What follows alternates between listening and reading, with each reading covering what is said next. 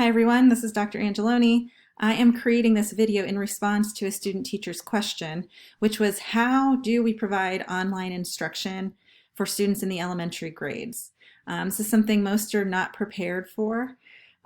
So I created this video as a resource for things that student teachers or any teachers that are out in the field right now, any of our pre-service teachers, to support their teachers creating instructional plans and preparing for what could be a significant amount of time of having students at home and providing some sort of online or distance instruction for them.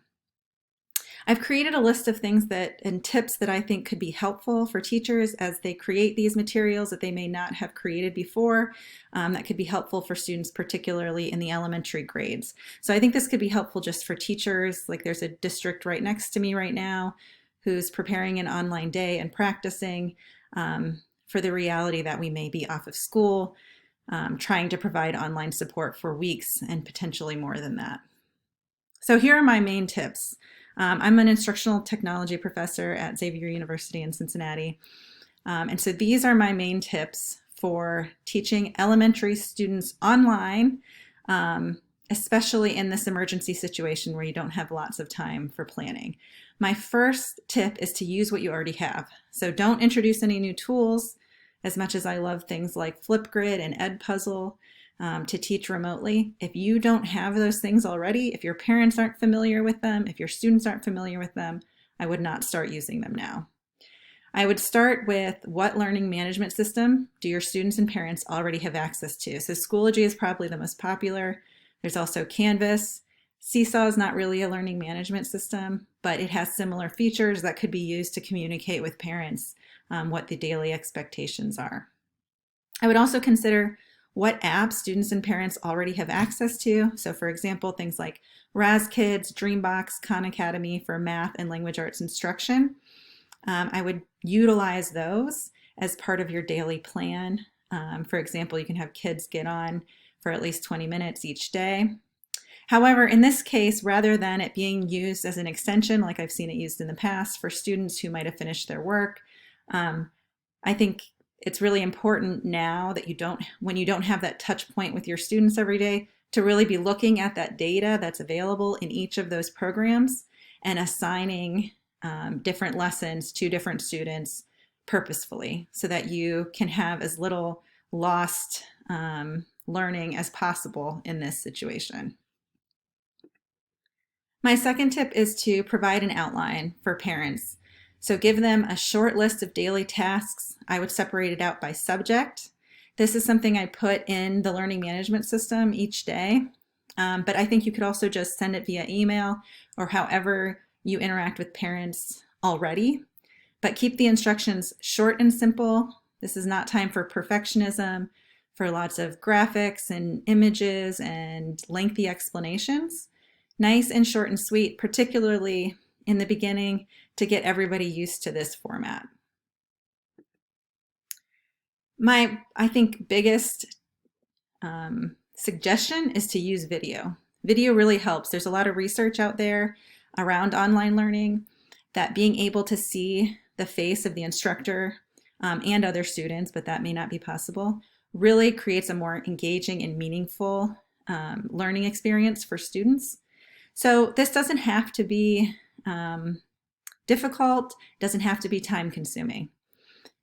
Here are my main suggestions. Create short videos that introduce work each day so you can say hello to your students, say hello to parents, give an overview of what students might be able to do that day in terms of your outline. Or you can use this to create a short mini lesson on some sort of concept that needs to be taught more explicitly. That can precede an activity that you're, create a PowerPoint, or not a PowerPoint, a PDF for, so that students can download. So either a video to introduce the day or a video for a mini lesson with some activity that a student can do after. Again, short video, short is key. I keep it to 2 minutes max. And then you can provide activities on paper that students can download and do based on that video. I think to create the video, it can be as simple as using your phone. create it with your phone, very quick and easy. Or you can, if you want to be more intentional, you can use a screencasting tool. These tools will record your screen. That's what I'm using right now. It's recording a Google slideshow that I have, and it also includes my face. And so if you wanted to put together a very short PowerPoint to teach your concept, a screencasting tool may be helpful. You could also use a whiteboard app to write as you talk if you're, for example, explaining a math problem. Now, you have a video then, and where to host your video is the next question. So that's where your LMS can come into play. You can have your short list of activities with a video included or embedded right in there with your activities. But you could also consider options like social media tools that you already use with your parents. I know a lot of schools are already using Twitter and Instagram. You can simply upload your video there. You can share your video from wherever to those social media platforms.